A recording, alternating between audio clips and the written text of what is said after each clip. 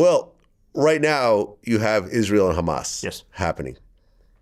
And the Israelis actually killed the Hamas leader, Yahya Sinwar. They did in recently. Gaza. Yeah, a couple of days ago. Mm-hmm.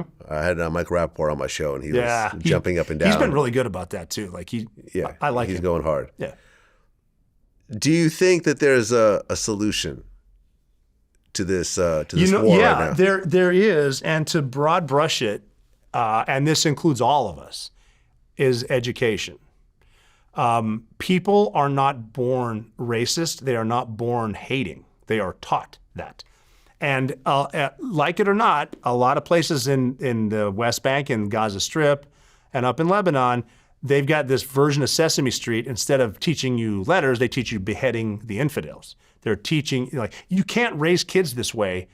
And then all of a sudden they turn 25 years old now. Oh, I don't believe in it. Like, it's the same thing with the crap that we indoctrinate our kids in public school here with. You feed them bullshit enough, they're going to believe it. So the madrasas in Pakistan and even over here, we really need to, it's a big planet. It's a small world. And the loudest boos come from the cheapest seats. So not everyone's an asshole, but for some reason the assholes are in charge. And we listen. Education, man. If you don't teach hate, this goes away. And you can't, and I've learned too, like I said, I wanted to go to Iraq and Afghanistan, but I did learn also, regardless of your intentions, if you go there, you will be an invader. They're not going to like you. Like if Canada rescued us, but they have their troops in the streets here, I might fight them. And that's the education. Because you follow the money. Look at there used to be the top 3 Hamas leaders, all billionaires. That's UN humanitarian aid coming from the United States, Israel, and the UK. None of it goes to the Palestinians. It all goes to Qatar, where the leaders are. They're billionaires. They're poor. That's the problem. And as long as they keep this ideology up, they can stay in power. Follow the power, follow the money. And that's what they're doing. Keep the people enslaved. Keep them just poor enough so they don't revolt.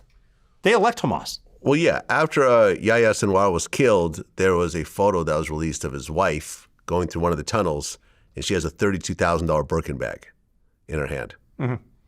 So to think, and this is the guy who architected the October 7th attack. Yes. So to think that here is a country, a region that was blockaded by the Israelis and the people are starving, and that's what's causing a lot of the anger and so forth. And look, I'm Jewish myself, but I've publicly said on multiple platforms, including the Breakfast Club, that I feel that both parties are at fault. The October 7th and Hamas, that's horrific, but also the way Netanyahu responded with the mass bombings with so many civilians and kids and women getting killed, I don't support that either. That's my point of view. Yeah. But seeing the leader of Hamas, his wife with a Birkin bag was you kind of roll your eyes a little bit, saying like, you got a group of people who are starving, who are getting more and more angry, and your wife has a Birkin bag. Yeah.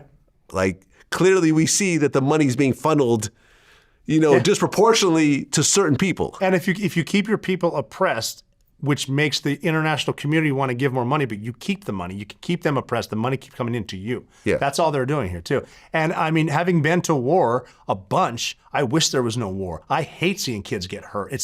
That will mess with you more than anything. So the bombing, it sucks. However, putting your headquarters and weapons depots underneath hospitals and schools is a war crime, and that's what Hamas is doing. And unfortunately, Israel tells people, leave now, we're bombing. That's the best they can do. You need to kill the cockroach, man.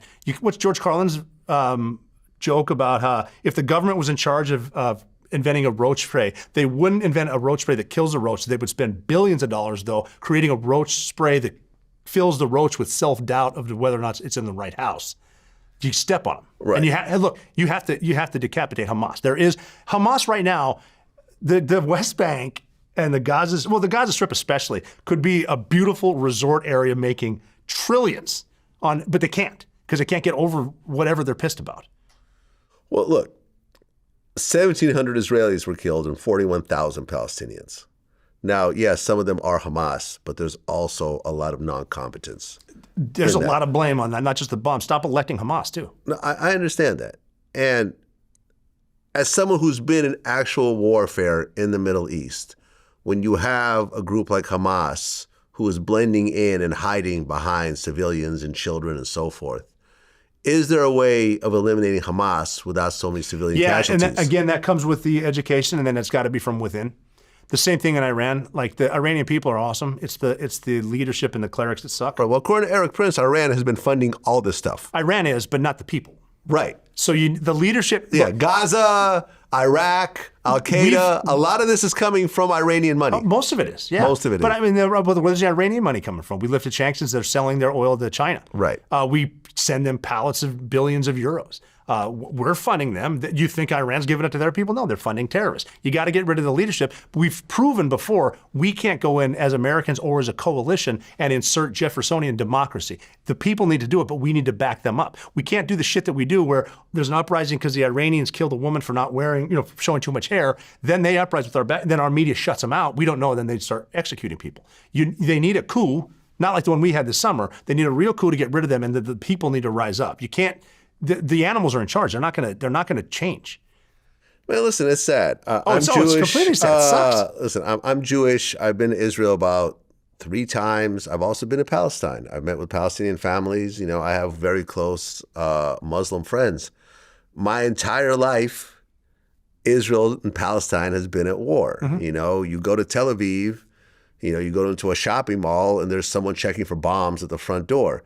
Like, it's not a pleasant way to live. No. And the people are the ones who are all hurting. Every single person in Israel has to join the military when they turn 18.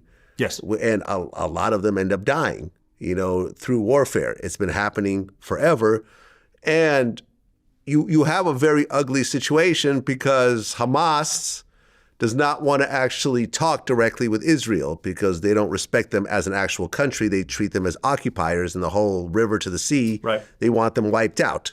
Mm-hmm. And if you've been to Israel, have you been to Israel? I've been past it. I've never been into it. If you go to Israel, you realize Israel looks just like California. It looks just like Arizona. It looks like a first world country with fast internet, high-rise buildings, mm-hmm. great roads. You go over the border to Egypt and you see a very different situation. So to think that you're going to wipe out Israel and displace the people is simply not going to happen. It's a multi-billion-dollar economy. So this whole concept of we're going to wipe them out and take our land back, at some point you have to realize this is never going to happen. No, never. Never. It's never going to happen. But see, I know everyone wants to do the free Palestine thing and, get rid of the Jews. It's not going to happen. Israel is here to stay, whether you like it or not. It's been too long, and it is what it is. So there has to be some sort of compromise. You would think. But what do you think the compromise could be? Education. Education. Jewish people, Palestinians, Christians, Muslims, they work in Israel, where there's gay marriage and you can be transgender in Israel. They're kind of with the current events here. Yeah. There's some assholes next door, and the people don't like them. They've got to figure it out. Like I really think that if the Palestinians threw their weapons in the Mediterranean, there'd be peace. If the Israelis did it, there'd be genocide. Right. It kind of tells you where it's at. And you don't need to convince me that Israel's there to stay. I'm on board with that. I wish, if they would stop killing each other, I'm telling you, the economy would be better in both cities. But they in both states, they've been trying this shit forever. And it's not working. And each side's going to argue for each side, but I think if they just stop with the terrorist shit, it would be fine. I really do. Listen, I agree. And I remember I interviewed Misi Yahu. He's a Jewish reggae artist. Yeah, cool. Yeah, used to be. He's awesome. Yeah, he used to be. He was just here I'm about a week ago. Starstruck right now. Yeah. He used to be a Hasidic Jew. He shaved off his beard and so forth. And what he said was very interesting at the end of our interview. He talked about how, to outsiders like Americans, to college students, Hamas looks sexy and dark, and they're freedom fighters, and they're going up against the man and so forth. But really, these guys are kidnapping children. Mm-hmm. They're they're opening fire at music festivals. Mm-hmm. You see what I'm saying? They're launching thousands and thousands of missiles, which every missile could take out thousands of people. Mm-hmm. Luckily there's an Iron Dome and so forth to protect it, but it's very ugly. And honestly, like I said, I'm not a fan of Netanyahu also. Like, I feel that Netanyahu could have handled things differently, and because of all the casualties that are happening from the mass bombings, you're getting a lot of anti-Semitism, and you're having a lot of people that are turning against Israel. Yes. Israel may be the reason why one president wins the election and one does not. Think about that. You know, based on the stances of both presidents and how much of a trigger issue this is, this may affect who the next president of the United States is. It could. I mean, it should too. What Israel's doing right now, the hard truth is they're showing us how to win a war. So you support Israel? Yes. And again, with the Palestinians, man, I hate to see innocent people get hurt. Yeah, me let too. alone killed and being bombed.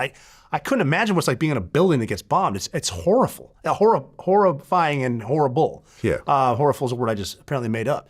But yeah, if I could stop it, I would. I mean, there's been war over religion since as long as there's been religion. Yeah, I mean, and that's the problem, because you're dealing with God. You're also dealing with the old city of Jerusalem, which is a very important place. Oh yeah, historically. For everybody. And you see what I'm saying? And once again, a lot of the people who have these strong opinions have never actually been to Israel. They don't realize that Jerusalem is split into a Jewish section and a Muslim section, and like the Rock of Life, which is an extremely holy place. They say that that's where God created the earth. This one rock. And this is where a lot of Muslims go to pray. Jews are not allowed there. There's also that's one thing there too. Well, there's the Wailing Wall, and Muslims aren't really allowed there. And it's a place where if you're extremely religious, you don't want to compromise and say, okay, I'm going to let the other side have it. Yeah, I got it. Mm-hmm. Yeah. And this is the problem. Once you bring God and the afterlife into the equation, it's hard to really have a reasonable conversation. It's not bringing God into it. It's bringing man's interpretation of God into it. Well, I mean, isn't exactly. it possible that God is so great that we could all be wrong and right? Right.